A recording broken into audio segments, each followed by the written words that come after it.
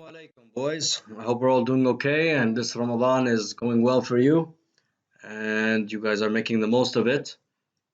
Inshallah, it will be full of blessings and a lot of barakah in our lives. Okay. Um, we're going to continue with our study of Salahuddin.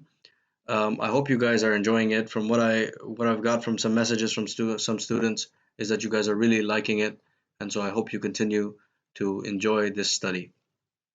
Okay, where we were last with Salah ad-Din was that he had just become the commander of Egypt, Masr. Okay, so he just became the commander of Egypt because his uncle Shirkuh, who was the commander who took over Egypt, he died. But I did some more research and I want to talk about Shirkuh and how he ended up taking over Egypt. So I'm going to go a little bit back, and unfortunately, I don't have a very good map of Egypt, but we'll use the one that we have over here. So over here, Salah ad-Din's family were Kurdish and they were living in Syria and they were Sunni. And they came over to Egypt at the time, which was under the Fatimids, and they were the Egyptians at the time, they were Shia. Okay, and what happened was they came to help the Fatimids. They came to help them against the Christians. But the Fatimids and the Christians, they came to a peace deal and they were okay with each other. They made an alliance together, and then they started fighting with Salah ad-Din's uncle Shirkuh and the Syrians who had come in. So they were all over here fighting. But what Shirkuh was really good at was he didn't have a big army and he didn't have a lot of supplies. And as you know, an army is very big and you have to be able to feed them. He didn't have that. So what did he do? He made the people, the Crusaders, the Christians, follow him into the desert. When they came into the desert, Shirkuh didn't have anything to eat. He didn't have any supplies, but also the Christians didn't have anything to eat because they're all in the desert. And then what he did was he left a few of his troops there to make it look like he had a big army there, but he didn't. He ran again on the other side and he ran back and he attacked them in Alexandria. Okay, in Alexandria he attacked them again, and then they started chasing him again, and he ran to another place. And then he left some of his army, and then he ran to another place. And so he kept playing this game where he would attack them and run away, attack them and run away. And by doing this, he slowly made them so weak that he took over Egypt. And I'm gonna send you a small video. It's gonna be in the link below about Shirkuh if you wanna learn about him. Okay. Anyway, so Shirkuh dies and he leaves Egypt in the control of Salah ad-Din. So now let's find out about Salah ad-Din's role as a commander. Okay, so in the 1180s, the Franks, which are the French people, who had conquered Jerusalem 80 years earlier, were fighting among themselves. So they were fighting each other, right? They were not getting along over who should rule the holy city. Raymond of Tripoli was respectful of Muslim ways. He was a nice Christian king, Raymond, in contrast to Reynaud of Chatillon. Chatillon, Reynaud is a very, very bad man. Okay, he was a treacherous man. Treacherous means very bad, and he was antagonistic towards Muslim, meaning he hated the Muslims. Reynaud emerged as the ruler of the Muslim trade routes, and Guy of Lusignan, a French knight, became the king of Jerusalem. It wouldn't be Guy, it'd be Guy. Anyways, before Reynaud's victory, Arab and Frankish traders had passed through lands peacefully, and open warfare had been avoided, even though they clashed sporadically. So what does that mean? So the Arab and the French people were doing business with each other, but they didn't have any big wars. Okay? Salah ad-Din then founded the Ayyubid dynasty and vowed to free Jerusalem and the surrounding area from Frankish control.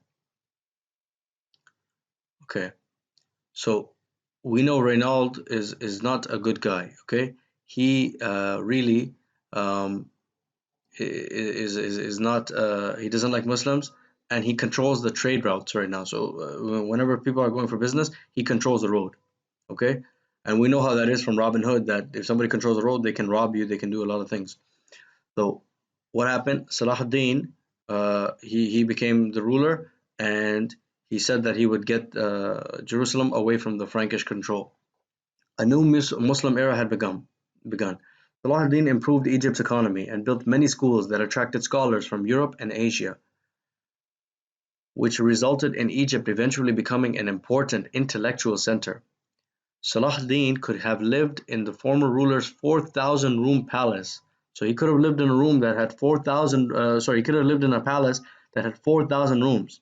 But instead, he preferred a small, simple house, and he gave away most of the palace's riches. As a leader, he demanded no flattery. Instead, he commanded loyalty by the strength of his character and by his gentle, generous nature. He's a very nice man. Okay. The Crusades. Now, the Crusades, boys, was a war, and the Pope here is Pope Urban II. The Pope is like the leader of the Christians, okay? And what he said was he told all the Christians to go and fight with the Muslims in all the countries where the Muslims were, but most importantly for them was Palestine, okay? And he made them come and fight. And he said, for all the Christians, if you fight, all any of your sins, your sayyat, will be forgiven, and you'll go to heaven. So that's why all the Christians went to go fight. Renaud broke treaties with Salahuddin. Treaties, guys, are agreements. When you agree that you will be nice and you will not hurt anybody who's coming here to do business. But Renaud, he broke these treaties. And he attacked Muslim trade caravans and raided coastal towns. So he would take the money from the Muslims and he would destroy their cities and do so many bad things. Salahuddin launched a war against the Franks and vowed to kill Renaud. So Salahuddin said, I will kill him myself. His main objectives were to drive the Franks out of the region, reclaim the holy city, and encourage Islam.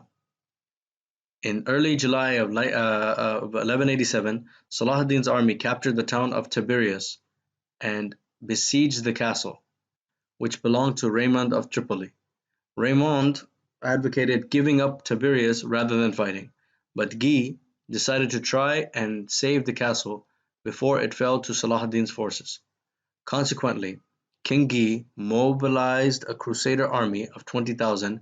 The crusaders' forward movement through a hot, barren plain on their way to Tiberias was halted, so they stopped them when the troops ran out of water, so they didn't have enough water to continue, while being constantly harassed by Salahuddin's forces. So what happened? They didn't have enough water, and Salahuddin's army kept fighting with them. And every few kilometers they would have a fight.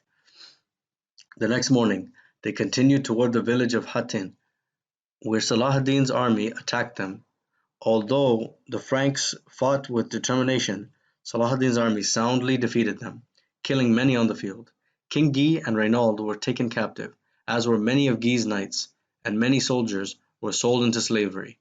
Raymond escaped but died a few weeks later. After the Battle of Hattin, Salahuddin spared King Guy's life, but fulfilled his threat to execute Renaud. Salahuddin then released the men who were held in Raymond's castle at Tiberias and took control of it. So here's a painting of the Muslim victory at the Battle of Hattin, and it was a devastating defeat for the Franks. Okay, so where we are, Salahuddin has now defeated um, Guy and Renaud. Okay, so King Guy and Renaud here in this area here. Okay, in Tiberias. But remember, his goal was to take over Jerusalem. Okay, the city of Al-Quds. So let's see how he gets through it, and if he's gonna get there, and how he goes through it. But he promised that he would kill this man Renaud, and he killed him. And let's see how far he gets. Okay, let's see how far he gets in this battle. That'll be what we do in our next class. For today, that's it. I just wanted you guys to understand the story. If you have any comment about the story or any questions, you can email me or comment, and that's it. I just want you guys to understand this story. Okay?